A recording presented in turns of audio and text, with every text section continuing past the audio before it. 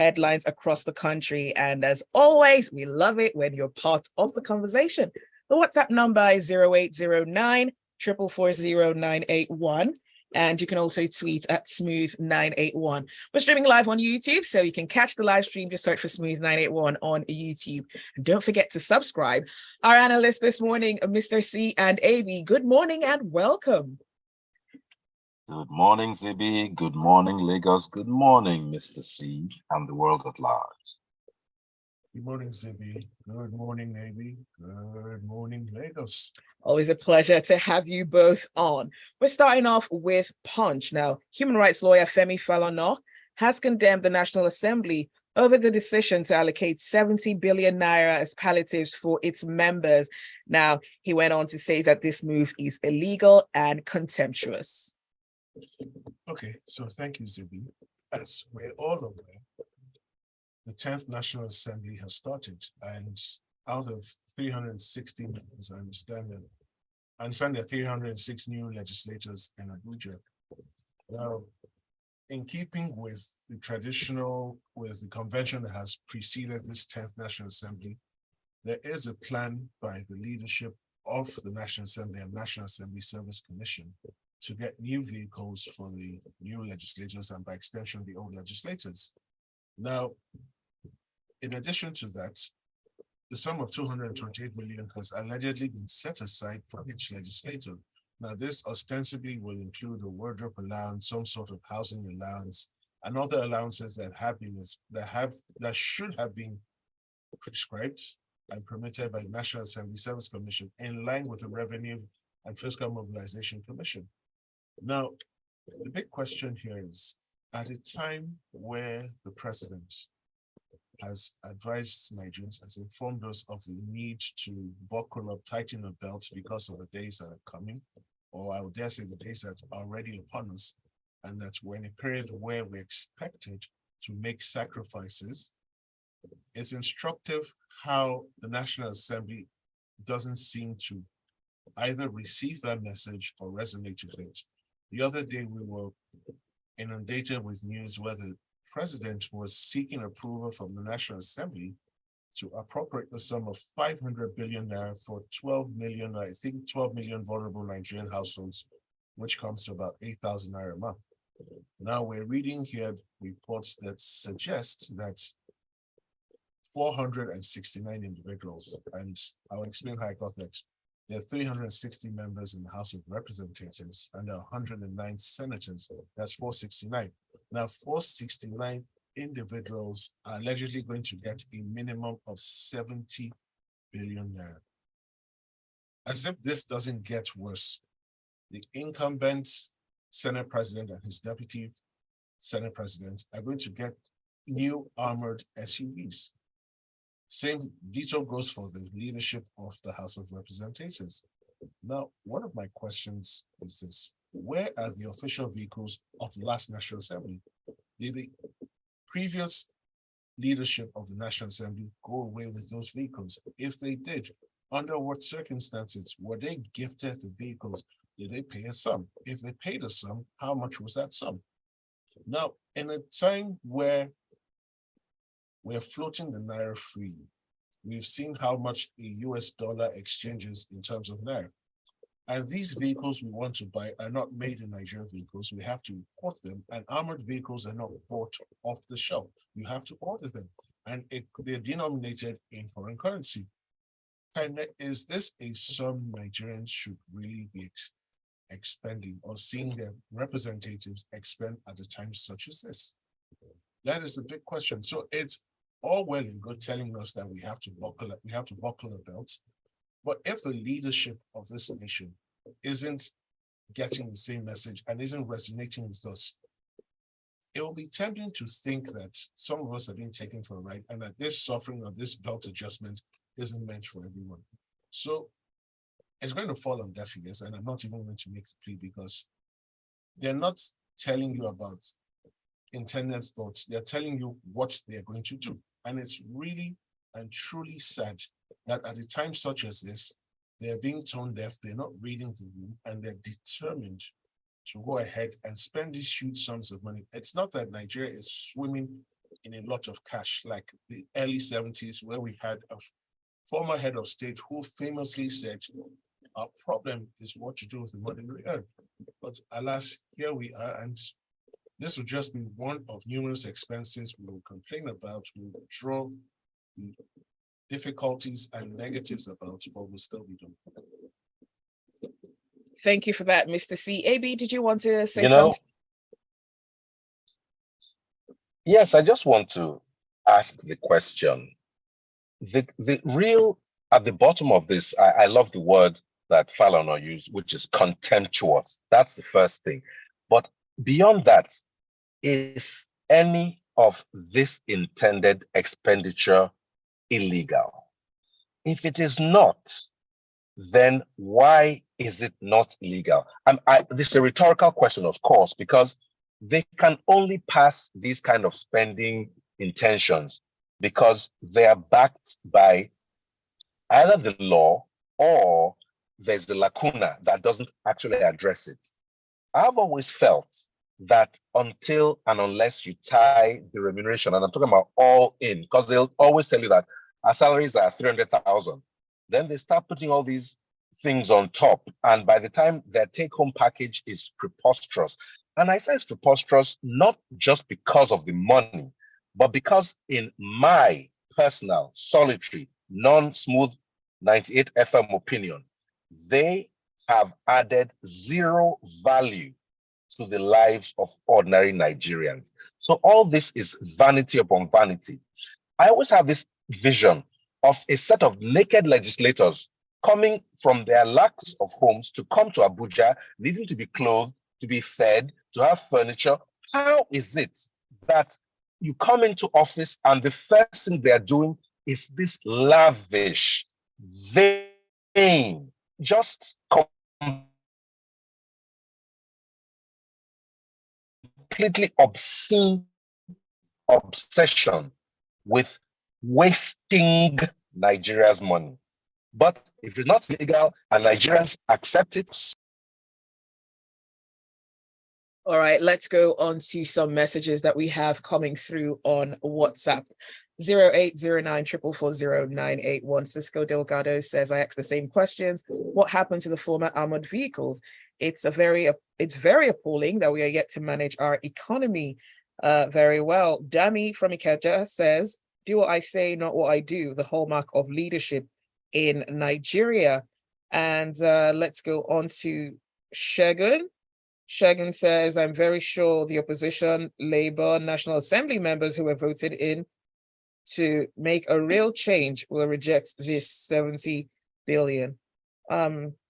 Why are they being held to different standards? Shouldn't it be across board? Shouldn't everyone from all the parties try to reject that? Don't see why we have to place that on them alone. It's not like it will make much of a difference if a few people reject that. Idima Puza says our National Assembly members are very insensitive to Nigerian suffering. Sarap should investigate the National Assembly's expenditure. We're too wasteful. What would it take to actually have representatives who truly understand the weight of the responsibility that people have placed on them? I think to answer the question very quickly is the fact that we do not fully exercise the power of the law. Up to a number of legislators are recalled from those seats and fresh elections are conducted. I dare say our legislators will continue to behave in the same manner that they've always behaved in, which is with utter contempt and disregard for the country. All right, let's go on to Punch.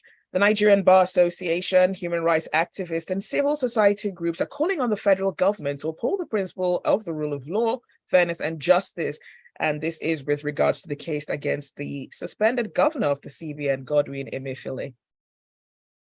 Yes, interestingly, after a lot of, drama, if you will call it, finally, the former CBN governor Emefiele was arraigned and some charges were leveled against him. Now, the questions have been asked whether those charges merit him being held for nearly or about a month since he was suspended from his office. And people have said, hey, people, and I'm talking not just people, random people like randos, but legal luminaries, SANS and all that have said, you know what, if police can handle. I mean, so why the DSS came with the drama is the D in DSS supposed to mean drama? Why would you come, put him under, detention for 1 month, contrary to the provisions of the Nigerian Constitution? You have to understand that everybody, every human can decide to do what they do, but we must all be guided by some minimum standards. And the minimum standards prescribed in Nigeria are in the Constitution. Mr. C will correct me or educate me better, but I think maximum you can do is 24 to 48 hours. Then, of course, you can go to magistrate court and extend it. But even then, you must be mindful of the law. They've kept it until some legal people made a bit of a complaint last week or so. They finally arraigned him.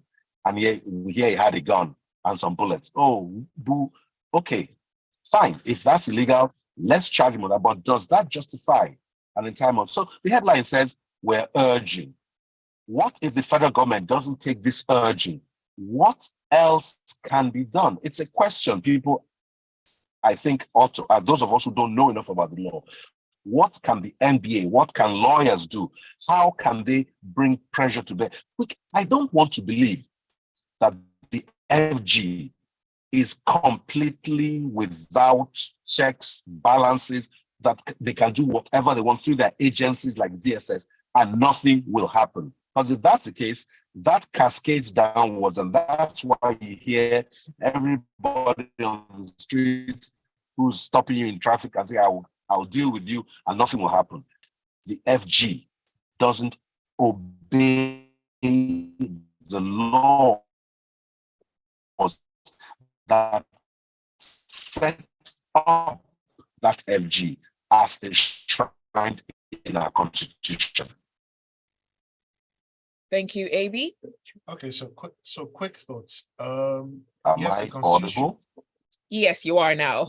So the Constitution does provide a maximum of 48 hours within which anybody who's detained or arrested must be presented before the nearest court and arraigned. However, I've noticed that recently, what the authorities do is they go to magistrates to get holding orders, and the magistrates seemingly always grant those orders. So that is the basis upon which Mr. Emefiele was held beyond 48 hours.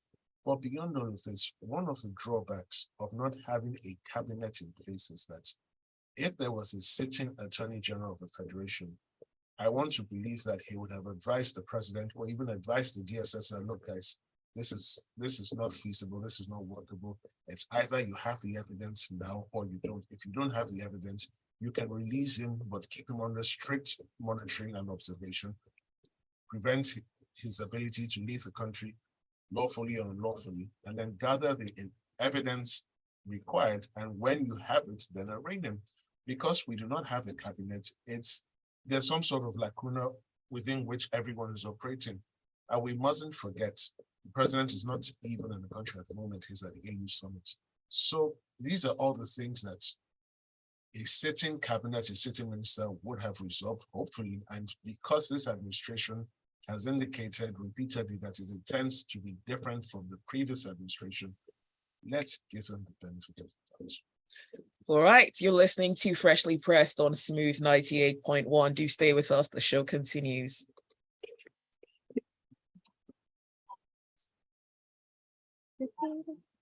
So, wouldn't it be appropriate? I don't know how these things work, but wouldn't it make more sense to have the evidence before you arrest a person?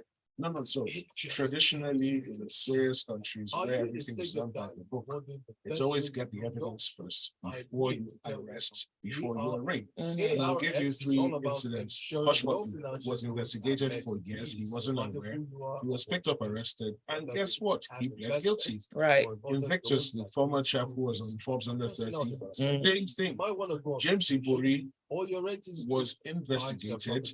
Everyone that worked with him in stealing the money was jailed in Britain. When he was picked up and the evidence was presented to him, again, he pled guilty. Right. But here, we arrest you first. Then start Make all the media drama and clowning goes on. Then we start in court. You need to be shocked when a lawyer for any of the security agencies to say, we need a date to go and look. That's why D for drama. Wow. That is it. I'm not even a lawyer. And I would know that this D is in not how DSS it stands for drama. But I'm telling you, Oh, it wow. doesn't make any sense. It doesn't make any sense. Oh my days, maybe Just, it's you frozen. know, We go can hear you, people. but you're frozen. Okay, if you Am can. I? Yes, Frozen. but we can Really? hear you though. So I guess it's okay as long as we can hear you. All right, I can hear you guys too. Okay, back on. You're listening to Freshly Pressed on Smooth 98.1. Let us know what your thoughts are. The WhatsApp number is 0809 444 0981. You can also tweet at Smooth 981. We see your messages coming through. We'll get to them in just a few minutes, but let's go on to the next headline. And this comes from Daily Trust. National Assembly to revisit bill on constitutional roles for traditional rulers. Right. This was part of the conversations when the Speaker of the House of Assembly went to visit the Emir of Zaria. And let's be clear, it's very possible and likely that among any set of people, their traditional rulers have considerable influence in terms of, you know, how they live their lives and what they do. We've known traditional rulers to have that role, but constitutionally right now, perhaps their rules are not so clearly defined. And we've also found situations where if a traditional ruler seems to get onto the wrong side of a political leader, their kingdom could be forfeit.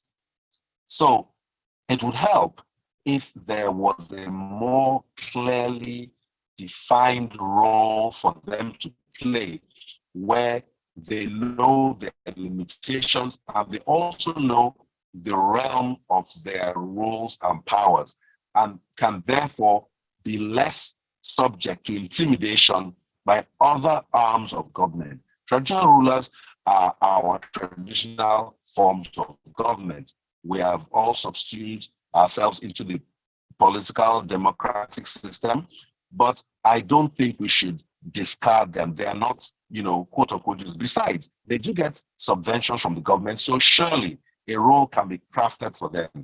I think this should be subject to discourse and debate in the National Assembly, and people should bring in their ideas so that these roles, and there are some of the stakeholders, they too should suggest what they feel could be part of the good roles for them.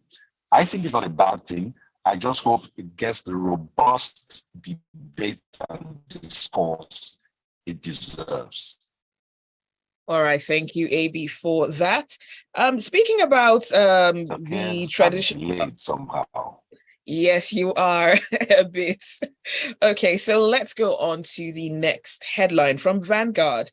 Enugu State University of Science and Technology has made it compulsory that every staff of the university must be a registered member of a professional body before such staff would be allowed to continue occupying positions in the institution. Okay, so thank you, Zibby. So when I read this story, I was quite happy because this is, I think it's a big leap because I'm not sure I've come across such an approach recently from Nigerian universities. So what is the Enugu State University of Technology saying? What the school is saying is that going forward, each and every lecturer in that school, irrespective of your academic rank, you must belong to a professional organization. Now the question will be asked, why do they need to belong to a professional association? We have been regaled with stories over the decades of how lecturers who taught parents use the same notes to teach their children and so on. And it would appear that in some schools, there's no real progress, no real innovation, and they continue to use the same notes. Now, the advantage of belonging to professional associations is that these professional associations will hold regular conferences, will have regular meetings where they update themselves on the new trends, the new developments within the field of study. And there's no gainsaying that when you attend such conferences, apart from the connections and links, your body of knowledge is constantly updated. The ASOT has also gone on to say, look, you can't make professors and stop to do research. Now, this is one of the things that distinguishes Nigerian universities, and I dare say African universities to a certain extent, from the foreign universities. When we look at the foreign universities, especially in Europe and North America, we find that there are people who are constantly dedicated, committed to research, and the research never stops. But over here, you're forced to beg the question, you're forced to investigate, you're forced to check how much research actually goes on. Is it consistent? Over there, you find that there are professorial chairs that constantly churn out new products, new innovations. I dare say even the COVID-19, one of the COVID-19 vaccines was developed in a university, I think the University of Oxford. So here we are, and this is a great step. And they're saying that if you refuse to belong to a professional association, you will not be considered eligible for promotion. Now, who will be the greatest beneficiaries of these new moves? It will certainly be the students, because if you have lecturers who are coming to class with the latest ideas, the latest innovations, the latest principles, when these students learn these principles and then come out into the marketplace, they're not unemployable. The employers do not need to start from scratch to train them again. And I wish more Nigerian universities will adopt this method, and we will see a great improvement in the quality of our lectures. Okay, let's go on to some messages we have coming through. Emeka says, my question in all this National Assembly pay issues is, where's the opposition of this? Why are the LP members and PDP not standing on their good names and rejecting this move vehemently? And Jai says, it's ludicrous for the National Assembly to propose 70 billion naira for its members when we're being told there is not enough resources to provide essential services for the people. Ken says, Nas wears Buba but asks us to tighten our belts. Our leaders are truly insensitive. Gary says, why not fix the refineries with this money and also give approval to individuals for more private refineries? And this one is from, I can't see a name here, but it says the government is not being very kind to the people. Keep the messages coming. It's 0809 440 981. Our analysts this morning, Mr. C and AB, we're looking at the news stories making the headlines from Premium Times. Governor Hope Uzodinma of Imo State has announced a minimum wage of 40,000 naira for workers in the state. And this is in a move to ease the pains that have been caused by the removal of fuel subsidy. Well, right on the face value, I'm sure the people of Imo State the workers in Imo State are going to be very happy, because every extra penny can help. In fact, from 30 to 40 is already doing more than the federal government planned to give 8,000 to families. This is to individual workers. So right there, kudos to him. Here's the thing. I also like the fact that he's also trying to focus on agriculture. The potential for agriculture, the entire value chain of agriculture to add value to any economy is immense. When one thinks of agriculture from back in secondary school, it was the whole. But agriculture has logistics, it has chemical, the components in agriculture going to the chemical and pharmaceutical industries. You have all sorts of innovations that can come out, and you tend to employ a much wider variety and range of people than maybe our famous oil industry, where highly trained engineers and all that predominate. You have people at the side of the road, you have all sorts of people. So I'm happy, first of all, that he's trying to take a stand. Now, how sustainable is it? That's a question. I have always felt that there is more money than is let on by many of our leaders to actually plow from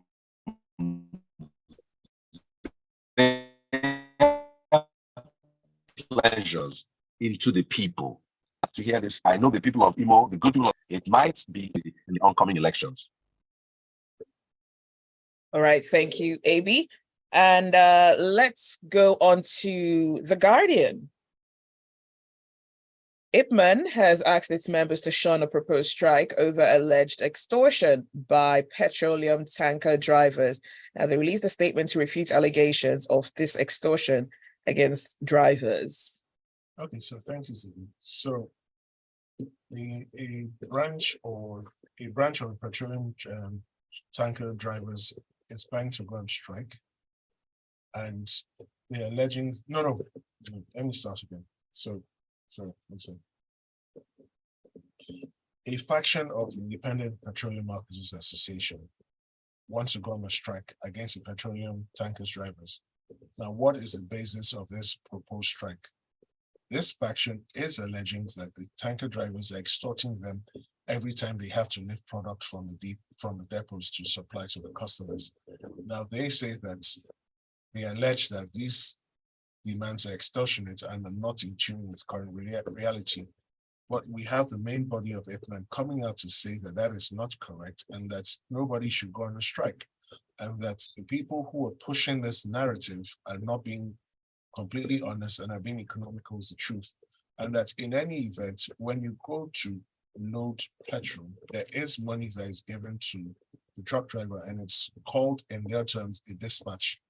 And that if there are any issues around it, these are issues that can be discussed, that the strike is not the best way to go about it. Now, beyond the immediate story, strikes are a fallout of the continued and persistent military rule Nigeria has experienced since independence, because the military traditionally were less than keen to listen to pressure or complaints or objections from the civilian population. And the civilians felt the only way to get their attention was to go on a strike. And we saw this through organized labor, we saw this through students, and to some extent it worked. But the truth of the matter is this: there are better ways to go about discussions. We still see strikes in countries we consider as developed, in Western Europe, in North America, even in Asia. But those strikes come after everything else has failed. But it would appear here that at the slightest appearance of a difference in opinions or a disagreement, the first option is go on a strike. No, the strike should always be the option of last resort when everything else fails. We should continue to learn that we have to sit down like adults. We have to sit down in a room, identify the issues, and thresh them out. When you go on a strike, you haven't splashed out any issue, because after declaring strike, you still need to sit down and discuss. So why not just go straight to the point, sit down and splash out the issues? And when it comes to these factions, why are there so many factions within these organizations? I mean, they have a similar goal, right? They're looking out for the same people. So why do we see these cracks happening here and there? So throughout history, anytime you see different factions, they're fighting for only one thing: power. Power and wealth. Forget whatever is disguised under. It's power and wealth. Now, it's your premise that they are fighting for the general good of their members isn't always correct. They are primarily fighting for personal wealth and power. And that has been, so right from the Crusades down to Napoleon, down to Genghis Khan, down to Alexander the Great, even down to now, even in Lagos State, where the transport unions, there was a difference in opinions, difference in positions and perspectives. Everything boils down to the desire to grab power and wealth. All right. Well, let's go on to some messages quickly. And this one is from, let's see, Joseph says, is this the sacrifice we were, is this the kind of sacrifice we were promised? Just imagine the luxurious amounts allocated for lawmakers and government office holders themselves, and then 8,000 naira for citizens who are already struggling. Okay, thank you, Joseph, for your message. That's all the time that we have for Freshly Pressed this morning. Thank you for listening. And special thanks as well to our analysts, Mr. C and AB, for joining us this morning. Thank you. Thank you, Zibby. Thank you, Mr. C. Thank you. Do stay with us. There is a lot more to come on the Smooth Breakfast. Stay with us. Have a great week. You do. Have a great week, guys. Bye now. Bye.